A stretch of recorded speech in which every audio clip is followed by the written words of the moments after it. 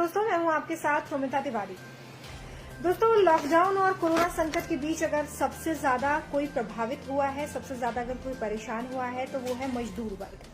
क्योंकि ये मजदूर दूसरे राज्यों में गए थे ताकि वहां पर चार पैसे कमाएं और अपने परिवार का और अपना पेट पाल सकें। लेकिन लॉकडाउन के चलते जहां भी वो काम करते थे, कंस्ट्रक्शन साइट पर या फैक्ट्री पर, वो तमाम काम एकदम से ठप पड़ गए और इनके सामने सबसे बड़ा संकट 2 जून की रोटी का हो गया कि कैसे इसका इंतजाम किया जाए। जिसके बाद इनका पलायन शुरू हुआ। देश के अलग अलग हिस्सों से मजदूरों ने अपने घरों को लौटना शुरू कर दिया, अपने गांव, अपने राज्य। ये मजदूर लौटने लगे धीरे धीरे और अब तो बड़ी संख्या में ये मजदूर जो हैं वो अपने राज्य और अपने गांव को लौट भी चुके हैं।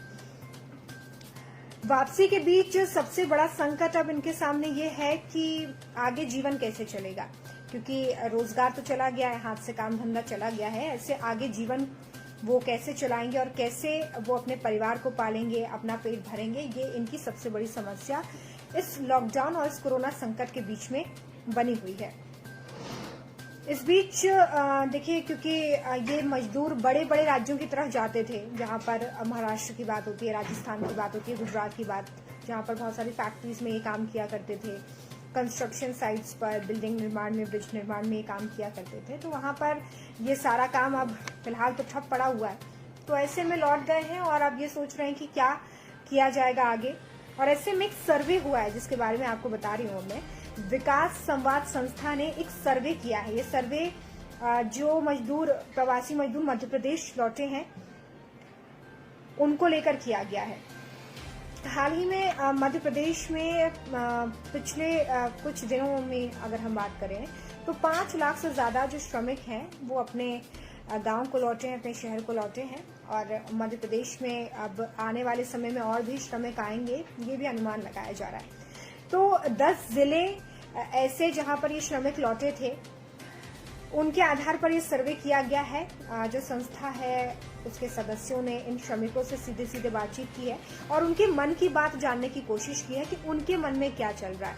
क्योंकि अभी श्रमिकों की जो व्यथा है वो खुद ही बयां करके बता सकते हैं कि कितनी परेशानी उस वक्त उन्हें हुई है जब उनका काम धंधा उन राज्यों में बंद हो गया जहां पर वो काम किया करते थे पिछले 1 साल से 1.5 साल से सालों से।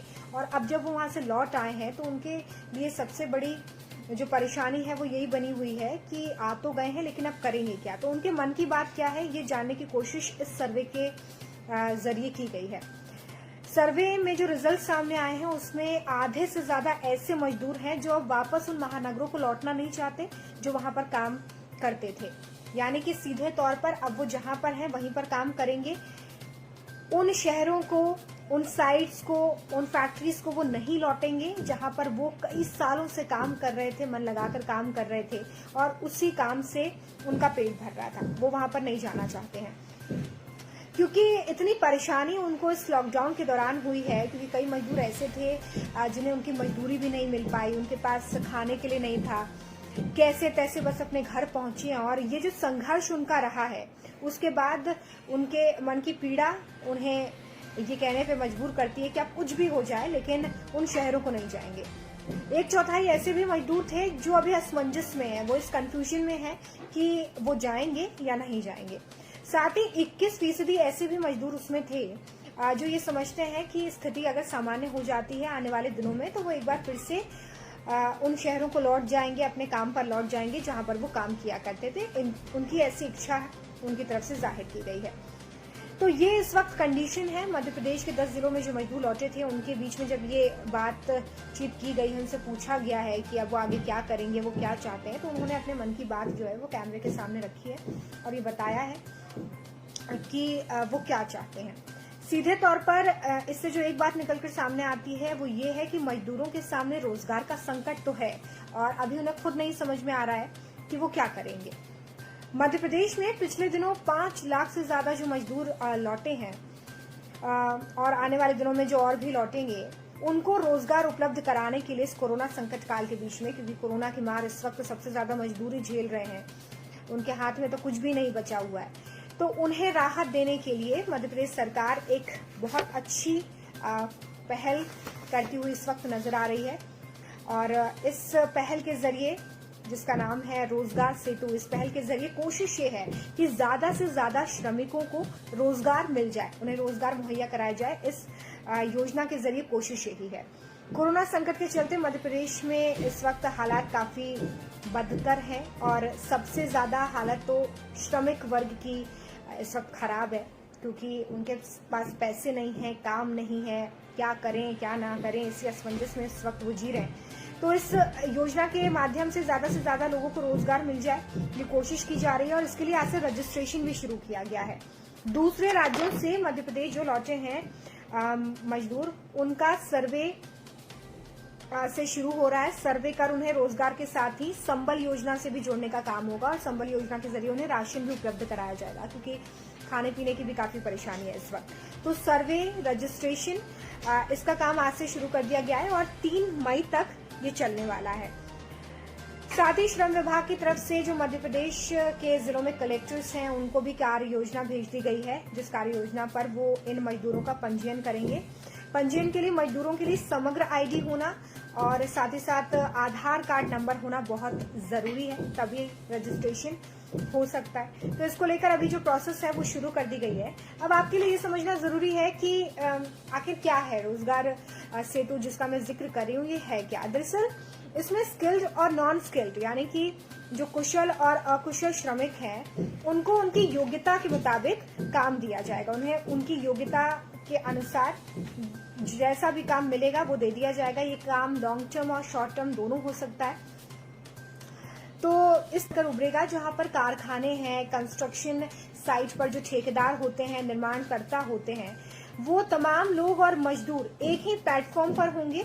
और जब भी किसी तरह का कोई भी रोजगार उपलब्ध होता है, मान लीजिए कि कोई ब्रिज बन रहा है, कोई ऑफिस सरकारी बनने जा रहा है, कोई स्कूल का निर्माण होना है या कारखानों में श्रमिकों की जरूरत है, तो सीधे तौर पर इस प्लेटफॉर्म के जरिए मजदूरों तक ये निर्माणकर्ता, कारखानों के जो संचालक हैं, वो सीधे तौर पर मजदूरों से रूबरू हो पाएंगे और सीधे मजदूरों को बहुत आसानी से, बहुत बेहतर तरीके से ये रोजगार मिल जाएगा।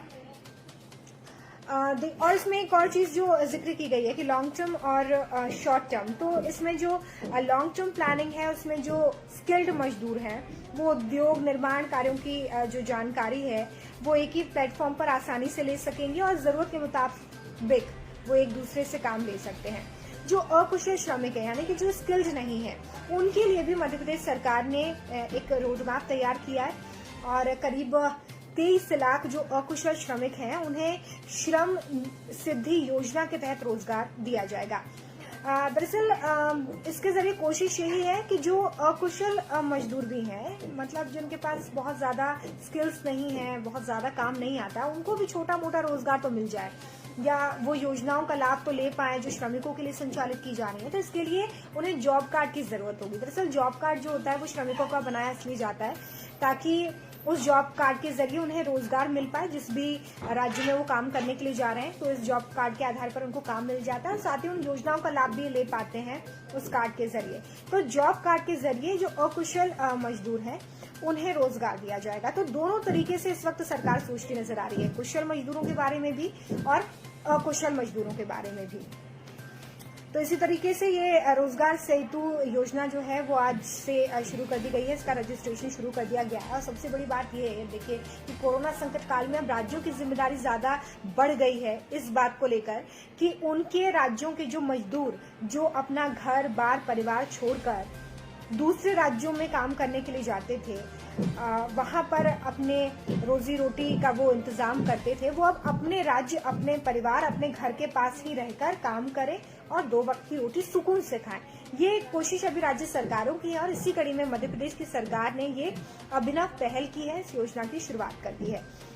और आज रोजगार सेतु ऐप को लेकर देखिए सीएम शिवराज की तरफ से एक ट्वीट भी आया था और उन्होंने ये कहा कि इस योजना के जरिए कोशिश यही है कि एक दूसरे के पूरक बन जाए मजदूर और जो कारखानों के मालिक हैं, कंस्ट्रक्शन साइट्स पर ठेकेदार हैं या जो कंस्ट्रक्शन कंपनीज चलाते हैं, उनके जो मालिक हैं वो सीधे तौर पर मजदूर और मजदूर उनके पूरक बन जाए ताकि दोनों को ही परेशानी ना हो। क्योंकि देखिए अगर मजदूर उपलब्ध नहीं होंगे, श्रमिक उपलब्ध नहीं होंगे तो ये सारे काम करेगा कौन?